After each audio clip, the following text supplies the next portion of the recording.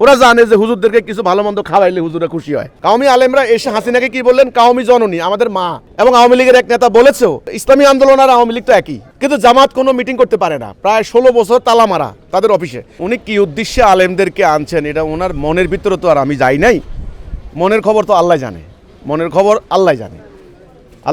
আল্লাহ বলছেন যে আল্লাহু আলিমুল গাইব বিজাতিস সুদূর, তিনি গায়েবের খবর জানেন, সুদূরের খবর জানেন, অন্তরের অন্তঃস্থলের খবর জানেন। এখন তারেক জিয়া বিএনপি কি কারণে তারা আলেমদেরকে নিয়ে আলেমদের দোয়া নিচ্ছেন, আশীর্বাদ নিচ্ছেন, তাদেরকে নিয়ে ইফতার খাওয়াচ্ছেন, এটা তো আমি তাদের মনের খবর জানি না। কিন্তু অতীতে আমরা দেখেছি যেটা অতীত আওয়ামী লীগ সরকার, ওনারা কী করছেন, বাংলাদেশে কিন্তু বিভিন্ন ধরনের ধর্মীয় ফ্যাক্টর আছে, এখানে ধর্মীয় দল আছে, ওনারা ওটাকে মানে ডিভিশন করেছেন, ভাগ করেছেন, ওরা মানে ক্লারিফাই করেছেন, ক্লাসিফিকেশন করেছেন।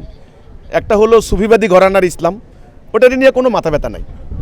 সুফিবাদী ঘরানা মানে মাজার টাজার নিয়ে পড়ে আছে, আধ্যাত্মিক সাধনা করে, এটার নাম সুফিবাদী মারিফতি ইসলাম।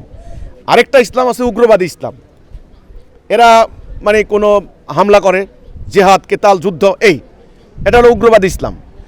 আরেকটা ইসলাম আছে মডারেট ইসলাম, পলিটিক্যাল ইসলাম, রাজনৈতিক ইসলাম, ওরা ভাগ করছে আর কি।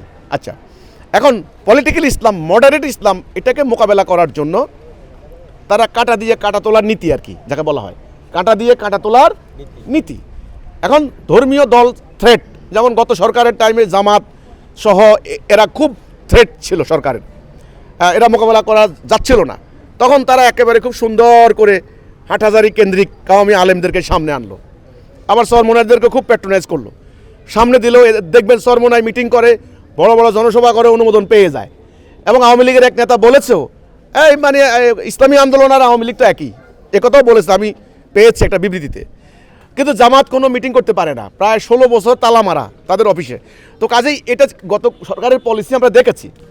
কাওমি আলেমরা এসে হাসিনাকে কি বললেন, কাওমি জননী, আমাদের মা, সুযোগ সুবিধা সব দিলেন, শেখ সাহেবের বংশলতিকা বর্ণনা করা শুরু করলেন ইসলাম প্রচারক হিসেবে, আল্লাহর খলিফা হিসেবে, দুনিয়ার কত কথা বলা হইলো।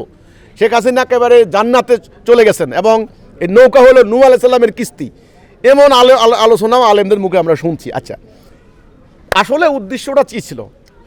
উদ্দেশ্যটা ছিল কিন্তু ইসলামকে কায়েম না, আলেমদেরকে ঐক্যবদ্ধ করা না, ব্যাপারটা বুঝতে হবে।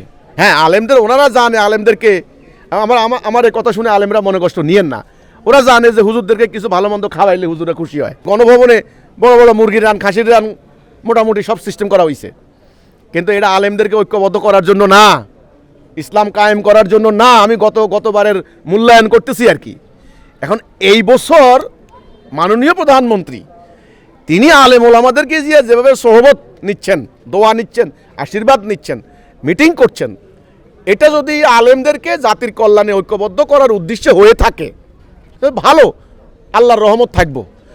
আর যদি ওই আগের মতো পলিসি হয় যে কাঁটা দিয়ে কাঁটা তুলমু, জামাত সহ অন্য সংগঠনকে আগামীকাল এরা হুমকি দিছে কিন্তু ঈদের পরে আন্দোলন করব, এরা তো এখন বিরোধী দলে, ইসলামের কথা কয়। এখন তো শুনেন, ঘটনা হচ্ছে কি, অন্য কোনো মানে অধর্মীয় যেটা মানে হলো গণতান্ত্রিক দলের কর্মীদের উপর মাথায় বাড়ি মারলে, পুলিশে বাড়ি মারলে, এরা রাজনৈতিক হামলা কিছু করে না, কিন্তু ধর্মীয় কোনো দলের উপরে বাড়ি মারলে বলে এই যে ফেরাউন, জালেম সরকার, আমরা জেহাদ করতে নামছি, ইমানের দাবিতে নামছি, আমাদের মাথায় মারছে। তো ধর্মটার এখানে সামনে নিয়ে আসতেছে, এই জন্যে এটা মোকাবেলা করার অভিপ্রায় কি না আমি কিছু বলতে পারছি না। অতীত থেকে শিক্ষা নিতে হবে। আমি কোনো আমল কেন করব, ইন্নামাল আমালু বিন্নিয়াত, হাদিস বুখারীর 1 নম্বর হাদিস, এটা ইমাম বুখারী 1 নম্বর হাদিস এই উল্লেখ করছেন। সব কাজ নিয়তের উপর নির্ভর করে। আল্লাহ বলছেন আমি তোমার উদ্দেশ্য দেখি। কাজেই সরকার আলেম ওলামাদেরকে কি উদ্দেশ্যে এত তাজিম করছেন, এত আদর করছেন, আপ্যায়ন করছেন, ডাকছেন আমরা জানি না। যদি উদ্দেশ্য মহৎ হয়, উদ্দেশ্য ভালো হয়, আল্লাহ রহমত থাকবে।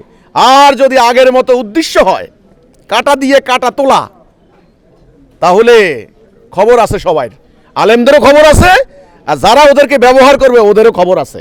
এটা হলো আমার কথা, বাস।